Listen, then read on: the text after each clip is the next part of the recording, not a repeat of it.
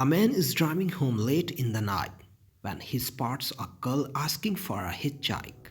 The pretty girl is dressed in a beautiful white dress. The man offers her a ride and they strike up an interesting conversation.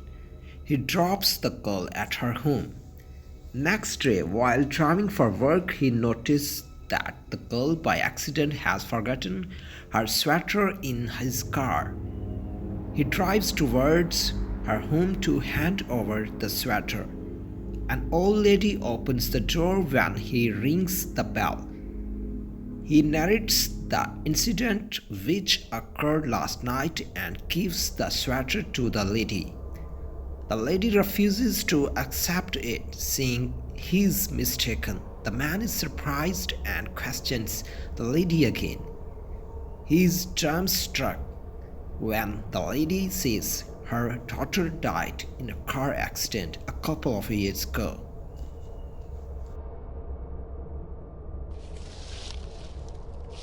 Once on a very dark, cold night, there lived the Necklace family. They were a kind-hearted, happy family. Their house was quite grand, but there was only one thing about their house. Their house was a haunted house.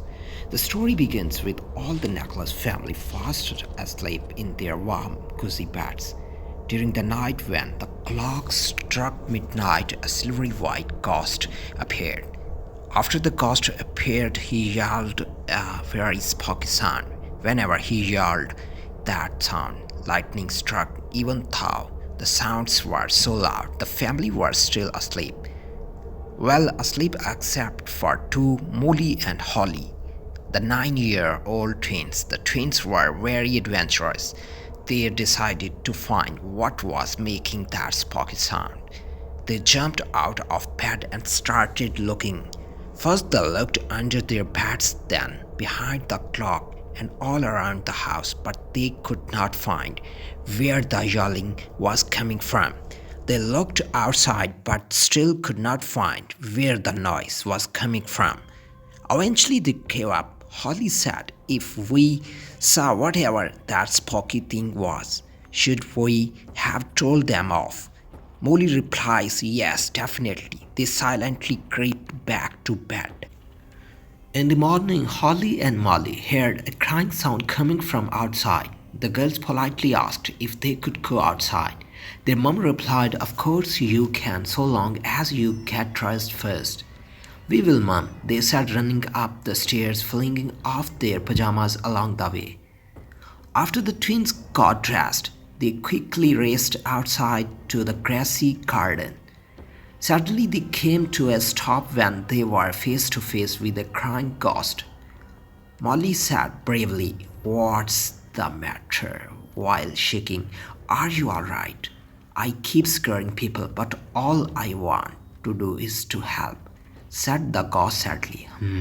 Holly said, "I have got an idea. Our dad is an excellent inventor. I'm sure he can help."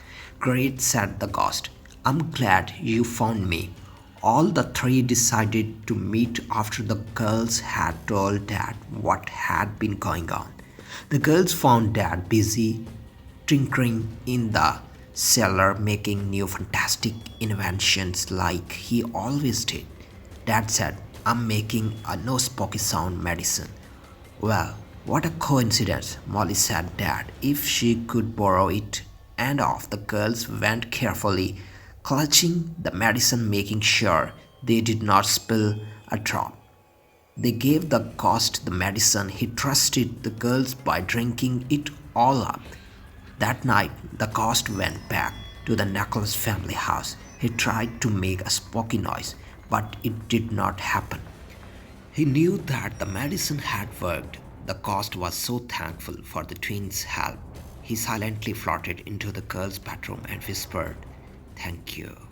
But wait, later the family were asleep and the ghost was cured. So who just made that shot?